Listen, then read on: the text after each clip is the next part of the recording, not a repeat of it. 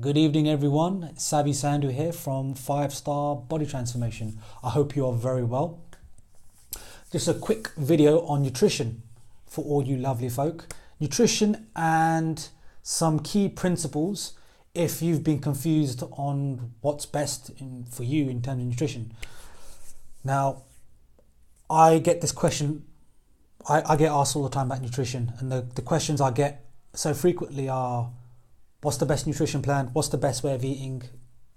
And often there's a lot of confusion, and I completely get it. There's so much out there. We're inundated with information.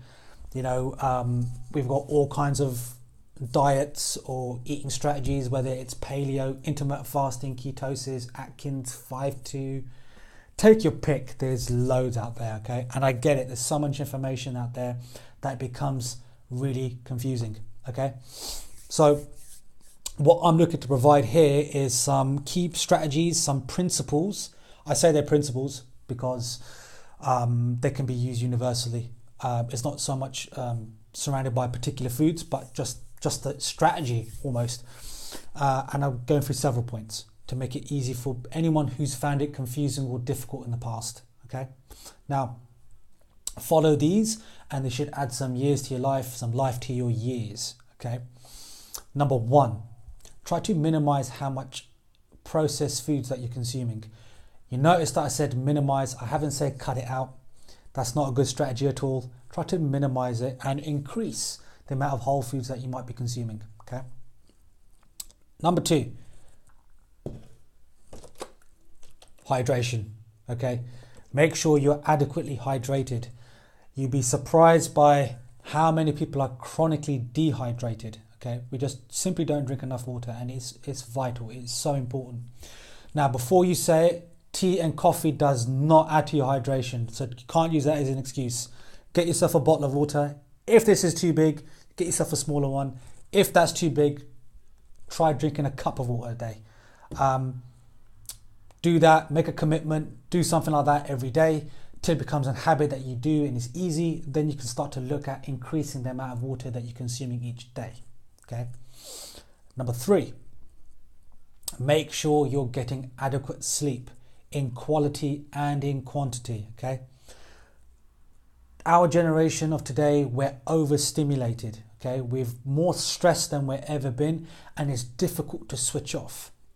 Long days at work, stress at home, stress in life, having an iPhone, TV, all these things that we have around us actually mean that we're stimulated for too long and it's hard to switch off. So it's important that we try to get enough sleep as possible. Whether that it's switching your mobile phone off at night, whether it's having blackout curtains, or maybe even a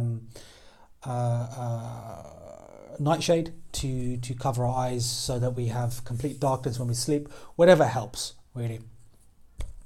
Number four is exercise. Make sure you're getting some sort of motion, mobility each day. It doesn't have to be high intensity every day. It can be maybe moderate intensity, moderate to high, a couple of times a week. Okay. It's important that we move ourselves, especially now that we live in a time and age where remaining static is the normal thing nowadays. It's the norm. Whether it's driving to work, sitting in an office desk, and then driving back home, or even driving to the gym, we're static for long periods of time. So it's important that we continue to move ourselves. Okay. Number five, learning to deal with stress. Okay. Stress, I've put some articles about stress before. I'm not going to go into too much detail about it, but we are more stressed than we've ever been. Stress can be a good thing, but again, once we feel stressful, what's supposed to happen is supposed to switch off. Okay, for short bouts. That doesn't happen anymore. We're stressed longer than we've ever been, whether it's, paying the bills, stress about money, stress about the meeting at work, or whether it's in business. We're just stressed for a lot longer. So we've got to find strategies in place to mitigate the amount of stress that we're feeling. Okay.